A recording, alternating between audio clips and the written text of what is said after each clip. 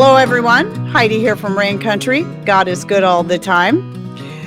So we're talking about chickens today. It's not like I've never done a video like this before. I've done a few over the years, but every year I seem to learn a little bit more and learn to appreciate the chickens, even in our little small area, a little more. And it's just been a really, really good thing that I'm so glad that we finally delved into doing. It took us several years because there's always tons of projects and always things that need to be done. And we wanted to have a good, sturdy coop that we knew raccoons could not break into.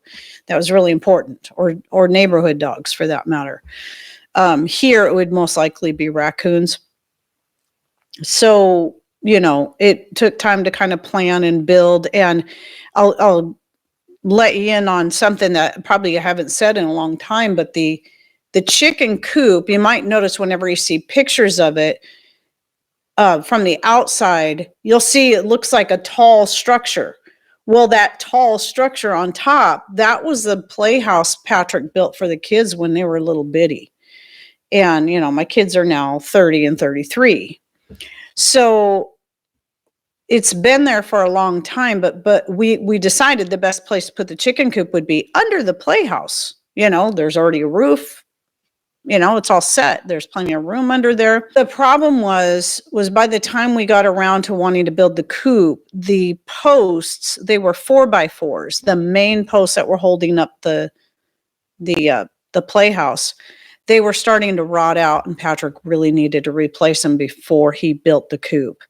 And he wanted everything, like I said, to be very sturdy to keep the chickens safe. So it was a really, really tricky because he had to lift up the playhouse from each side and take apart the fence, because the fence is also built right. The coop also, or the playhouse also sits on top of the fence, but mostly supported by the 4 posts. So he had to take apart the fence. He had to get his backhoe and then lift up one side of the playhouse at a time, take out the 4x4s, and then replace them with treated 6x6s. They shouldn't rot, or it should take a very long time. So they're much sturdier, much wider. And then he poured a concrete floor and then built the coop. So last year we ended up with a rooster, actually by mistake. Now, we've been thinking about getting a rooster for a long time so that we could produce our own chicks, but we kept putting it off considering that we live in a neighborhood, just in a small corner lot, and, we didn't want it to be an issue with the neighbors. Now, I did several years prior talk to our closest neighbors and to see if they would have a problem with it. I know there's other people around and they're, in our neighborhoods here in this edition of our town that have chickens and roosters. And still, I just don't want my neighbors getting annoyed with me and a rooster. After talking to people, it still took me time to finally get brave. And actually, I kind of think it was sort of a godsend, because I was supposed to be getting 3 hens from my friend. We did some kind of barter. I can't remember what it was that time. Well, one of them ended up being a rooster, and they thought it was a hen. But I am so blessed to have Antonio. And so we just did our 3rd hatching. We did 2 hatchings last year that ended up being really small. Antonio was still pretty young. So a lot of the eggs each time didn't get fertilized. But I ended up with 4 chickens out of the first one. 3 of them were roosters. 1 was a hen. And then out of the second one, I ended up with only 3.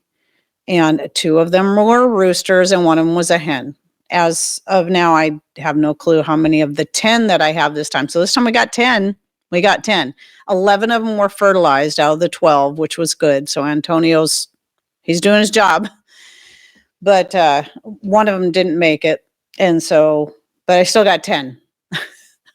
I put that many eggs in because I'm like, I probably might only get half that many, but I got more than I expected. So that was good. And it's a blessing.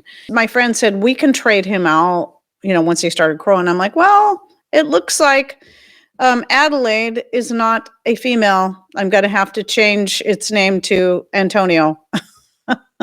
She goes, well, you can trade him out for a hen. I'm like, no, I think I'll keep him.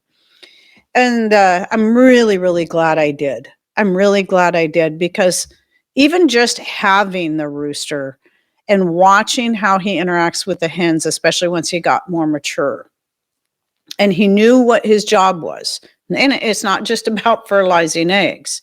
Roosters have a job that they protect the hens. They're always watching for danger. They let them know where there's good food.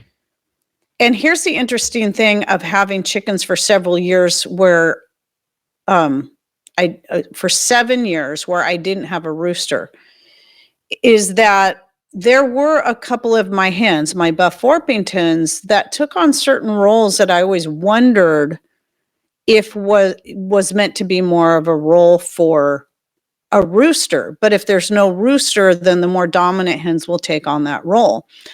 Now, buff Orpingtons, I love them because not only are they typically very sweet, very kind birds, very easygoing, they're also good at breaking up fights amongst other chickens. But roosters will do that too. But, they'll break up fights with the hens.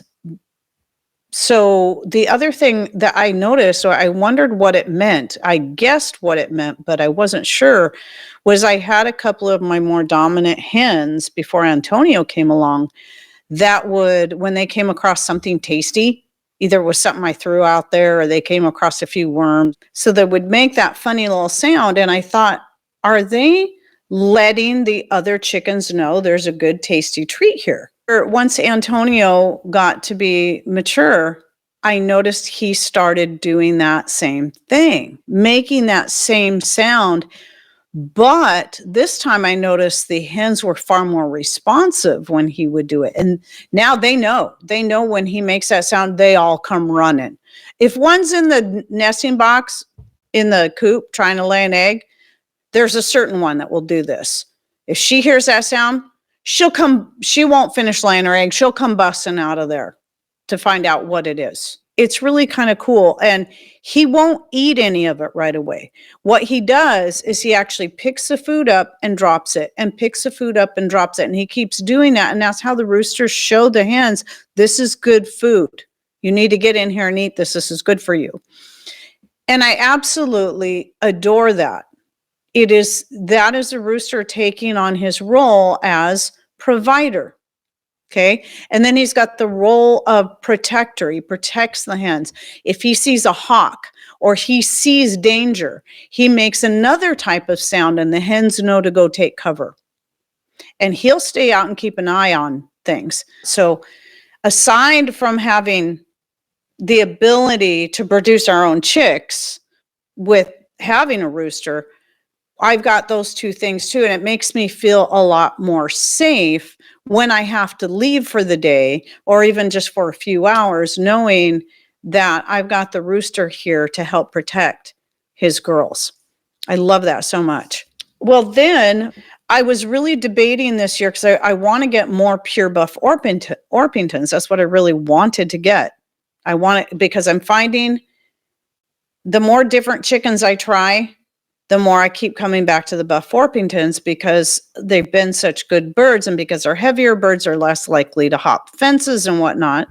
And so I was thinking, well, maybe I should just go ahead and buy some more buff Orpingtons instead of hatching out more chicks this year.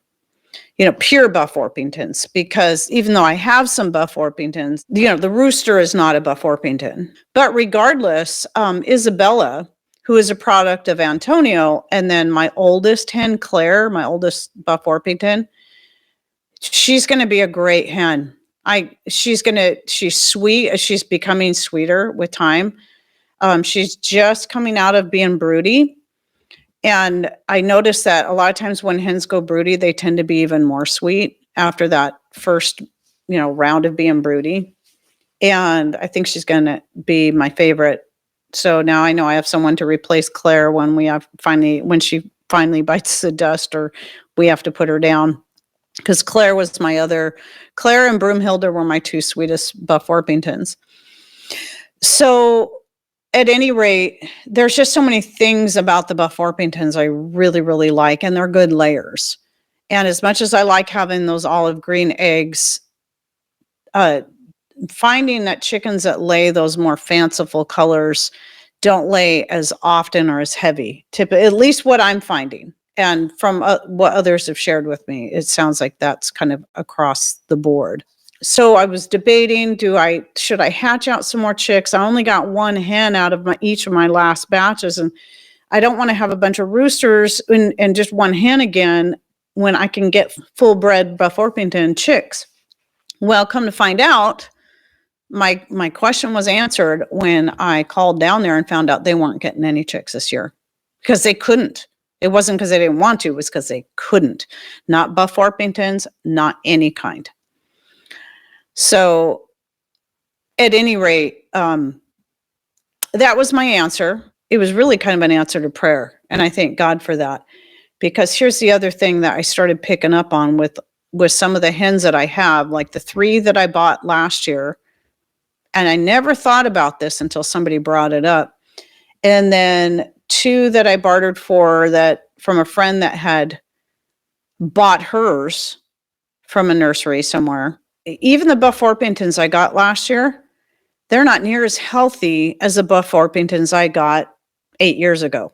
Not near as healthy. I mean, well, they're not bad, but I noticed there's one that always seems to have some kind of issue.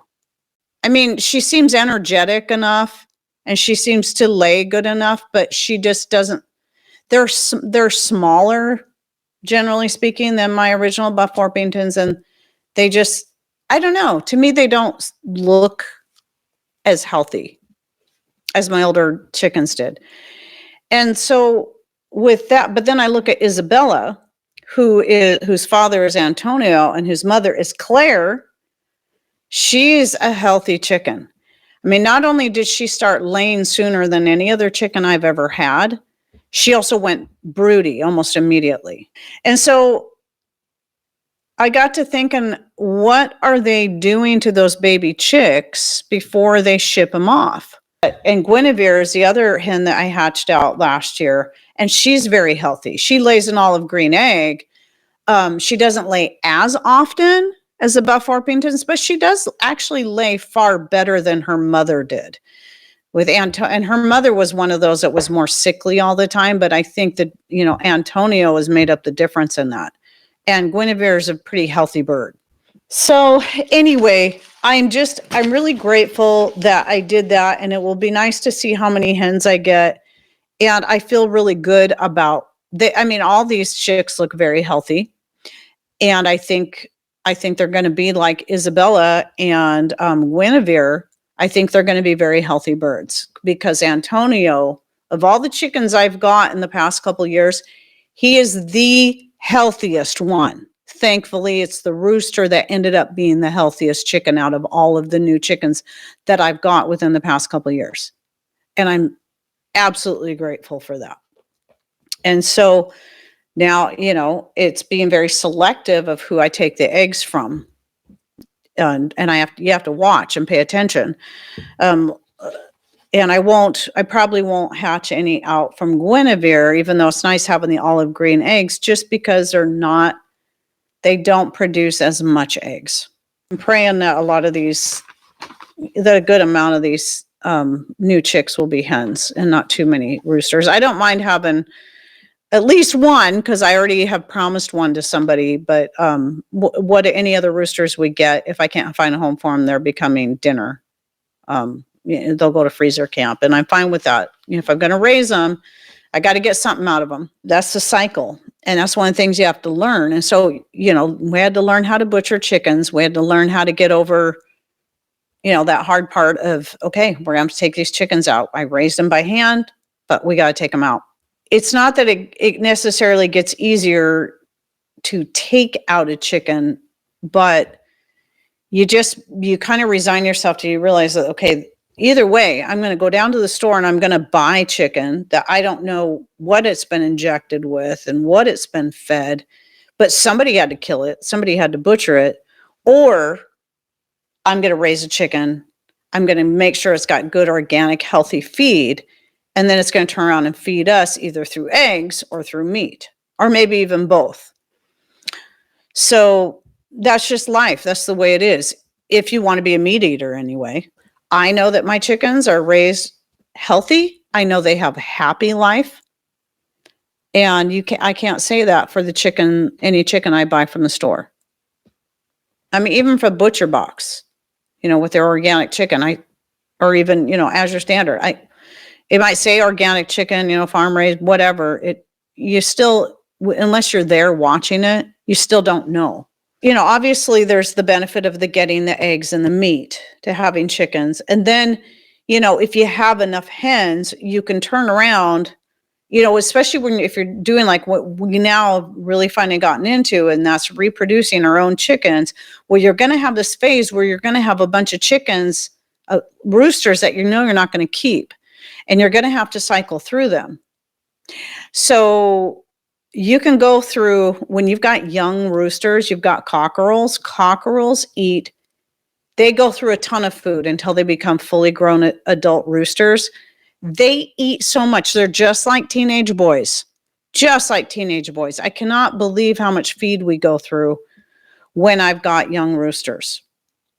But if you're getting enough eggs from your hens, you can get enough eggs that you're not only taking care of yourself, but you're also able to sell your excess that can pay for your feed. As it stands right now, my feed's getting paid for through the eggs I'm able to sell. And we still have eggs for ourselves, and I still have some eggs I can give to family. So obviously the other benefits of having chickens would be, they're good for your garden. They keep the pests cleaned up, and that includes baby rats and mice. They will eat baby rats and they will eat mice. And they will also, not all chickens will eat slugs, especially the bigger slugs, but you can train your chickens to eat slugs if they're not. I mean, especially if you start them young, start feeding them if you find little tiny slugs, feed them those, or even take a slug and cut it into a few pieces and feed those to them. But yeah, they'll keep your pests. I mean, massive difference in the amount of slugs we had around here once I got chickens. And we allow them through a good chunk of the year, they're allowed to roam free in most of the garden areas. Some garden areas, no, just because I don't, like my western garden and my little south narrow garden out here, they just can't access it. And I don't have a good way for them to access it. I would like to let them roam in there so they could get all the slugs in those areas. But what's more important are the other areas anyway. And so they really keep the pests down. Slugs being our biggest nemesis when it comes to that kind of thing. And then they till. They're always tilling. So you got to be careful what you got. You don't, if you've got some young perennials, their feet can, if they're really well established perennials, they won't hurt them. But if they're young, that's where I take it. When I bought all those hanging baskets, used them for a few years and realized this isn't the best idea. Took those hanging baskets. Now they come protectors for young plants and for pots that I'm trying to keep chickens out of. And they look nice too. So that works really good. And and then of course they're always pooping and leaving their fertilizer behind. And then when I go change all the bedding from the chicken coop, I take all that and it goes into the garden. And then I lay down fresh bedding. And so everything's getting cycled through. Though we'll buy a bale of hay or straw from the local nursery. It's so expensive anymore. I mean, it's still a bale usually lasts us a whole year, but I also will add other things in there. Like when we get a lot of grass from down the road when we mow, I'll put a lot of it in my gardens, but I'll also throw a lot of it into the coop, and that becomes some of the bedding in there too. We just make the most of it, and then it's all natural. None of this stuff has been sprayed with anything, and then we turn around and we can put that in the garden, feed the garden, and the chickens get to eat out of the garden at certain times of the year, usually in the late summer. Once things are either mostly done or tall enough that the chickens can't, and sturdy enough that chickens can't dig them up or eat them all, they're allowed to roam free. And that way, sometimes they'll even get in there and eat some of the greens that they really like the borage and the kale and some of those different things. So not that I don't throw that stuff to them through the season when they're not allowed in the garden areas. There's just the entertainment and joy you get from having chickens. Now, yesterday, I did have a moment where I was not feeling very joyous about my chickens when that same small buff Orpington, despite every measure I try to take, got into the neighbor's yard again. I'm just kind of at my wit's end with that. But anyway, despite the frustrating moments, it's kind of like with the grandbabies yesterday. I had some pretty frustrating moments. A couple of them had to get spankings yesterday and put on timeout. And my goodness. But you know what? I wouldn't trade that for anything in the world because I love those grandbabies so much. And the joy I get from having those grandbabies is worth every minute, even of the frustrating times.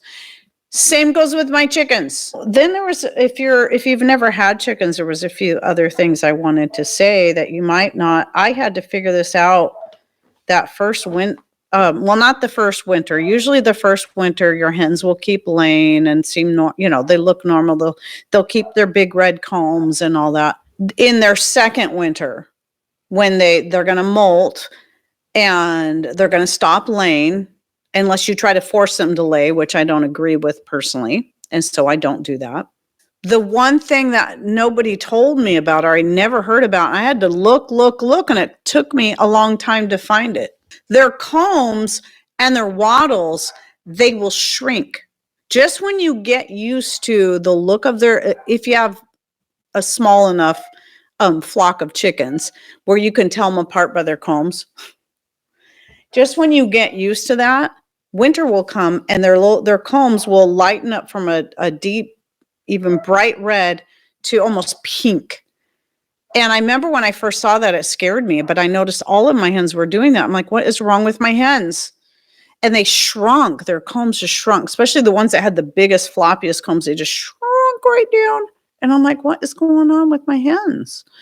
And, all the red parts, anything like around their eyes, their earlobes or whatever, everything does that. That's just what they do when they're not laying and during the winter. It's totally normal. So if you're new to chickens and you see your chickens do that in the winter, I don't know why more people don't tell you this. That is what happens. And then you'll know when they're getting ready to lay because those combs will start getting brighter red and they'll start growing again and then they'll start laying. And then when you see their combs start turning purple and you notice that they're getting listless, they're coming to the end of their life and they're most likely going to die from congestive heart failure. That's just usually how they'll die. And I had to learn that one from experience as well. Just a couple of tips that if you're one like me who's got some really good layers and they're really just good chickens and you don't want to have to, we're going to have chickens that we're going to keep cycling through. We're going to have them for a year or so, let them lay, replace them with new hens. But then there's those chickens that are just really good layers. They're really good chickens all the way around. It's kind of hard to take those ones out so soon, especially what if the ones you replace them with are jerks like Ruthie or terrible layers like Roxy was. It's like I hate to take out a really good hen. And I'm glad I never took Claire out because Claire, she's 8 years old and she's laying every day. Every day. I don't think she's missed a day since she started laying this season.